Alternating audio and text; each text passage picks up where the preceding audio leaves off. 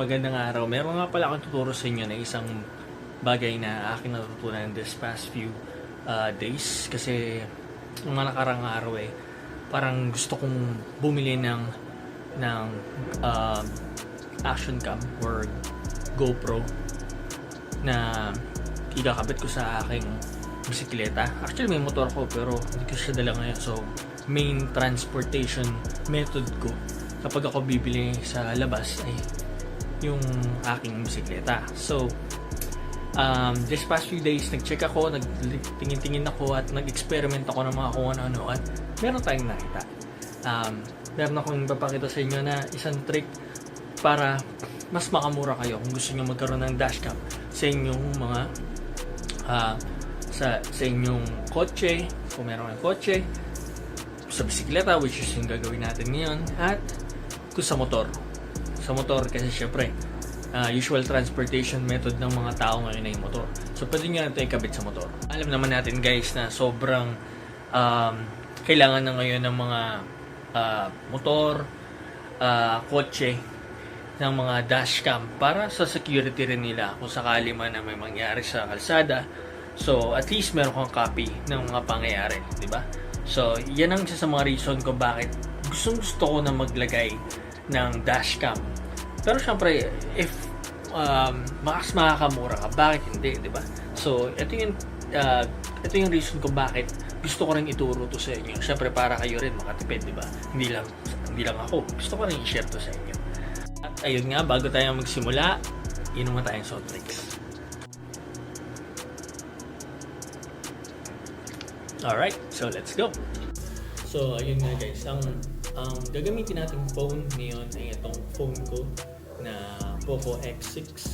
Tapos yung webcam na gagamitin natin ay yung webcam ginagamit natin ngayon. Okay? So, yan ang gagamitin natin for this experiment. Tapos, ikakabit natin siya sa bike natin para ma-check din natin siya in action para malaman natin kung gaano ba kaganda yung quality niya sa pagre-record ng ating pagbabike later. Okay? So, yung gagawin natin. Guys, yung ating camera na gagamitin. Yan, yun mismo yun. Alright, so yan yung camera natin gagamitin na imamount natin sa ating motor or bisikleta. Okay, pwede nyo itali yan. Sa akin may screw, so mas madali ko siyang mailalagay sa aking bisikleta. Okay, so actually itong webcam na to ay luma ko ng webcam.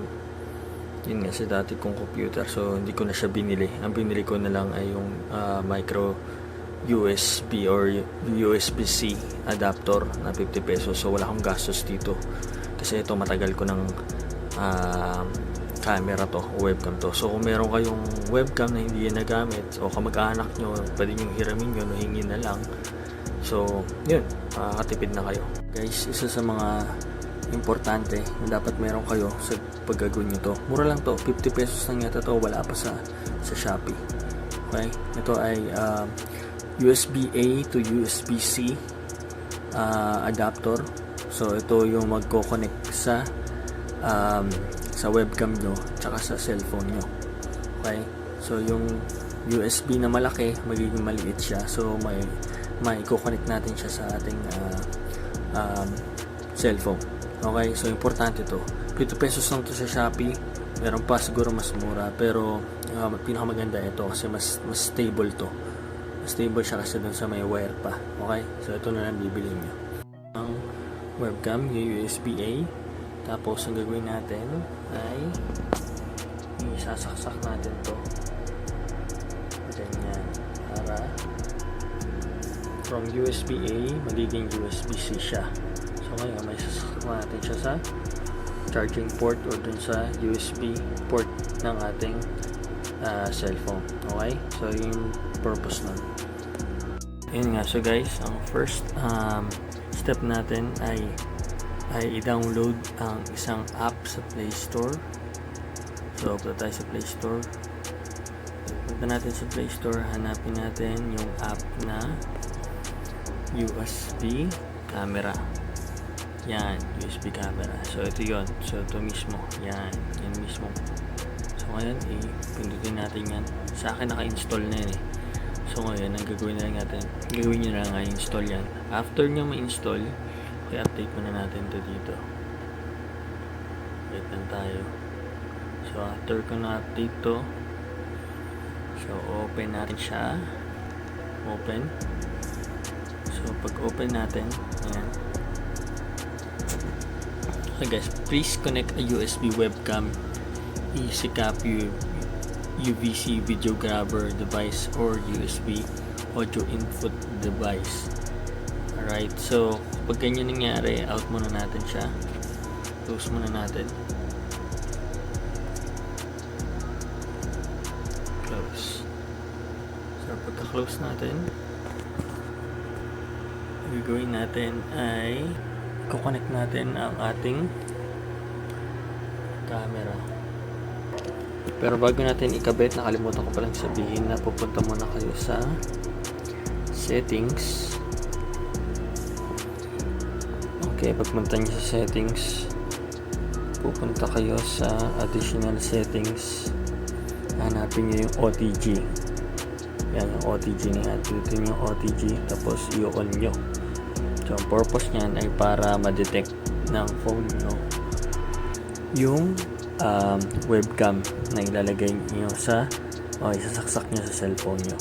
Okay, pag hindi nyo in-on yan, hindi nyo ma-detect yan. Okay, so pipindutin natin. So, na-on ko na. Nasaksak ko na ngayon yung camera or yung webcam.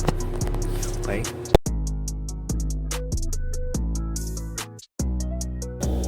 So, ayan nga guys.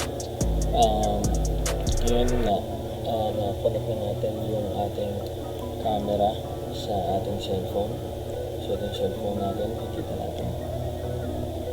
Ibaba natin yung brightness para mas kita. Ayan. Cellphone, camera. Kita na yung cellphone. Ito natin ito lang. Nakita na yun. Ito lang.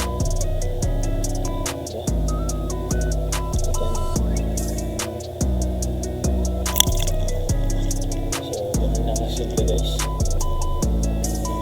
Meron na kayong dashcam. So, i-try natin yun yan sa ating bisikleta. Alright, so yun yung next natin.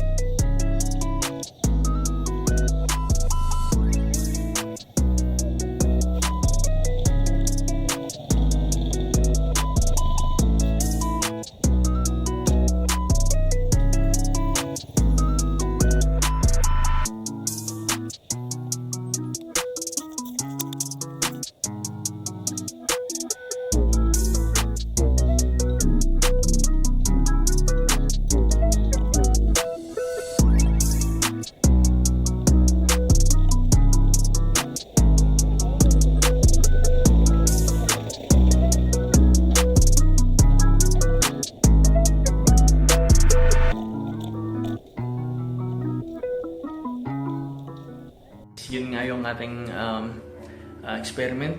Working siya, may audio, maganda rin naman yung kanyang quality. Medyo makakalog nga lang, pero okay lang. Kasi syempre, budget lang naman eh. So 50 pesos lang ang nagastos natin dyan.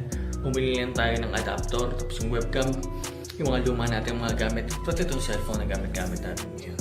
So, may webcam na kayo, may dashcam na kayo, at yan, ma-record nyo na kung nag-vlog kayo in a budget, nagsimula pa lang kayo, pwede yan guys. So, kung hindi pa kayo nakasubscribe sa akin, baka pwede naman pa-subscribe. Magkagawa pa tayo ng ibang mga video tungkol doon. Try natin na gumawa ng double dashcam, front at saka back na camera sa motor nyo. Okay? So, yun ang gawin natin next. So, stay tuned. Gagawa tayo ng video tungkol dyan. Pakisubscribe muna, guys. Okay? So, i-notify nyo palagi. Full notification para sa ating mga susunod na videos. Okay? Thank you.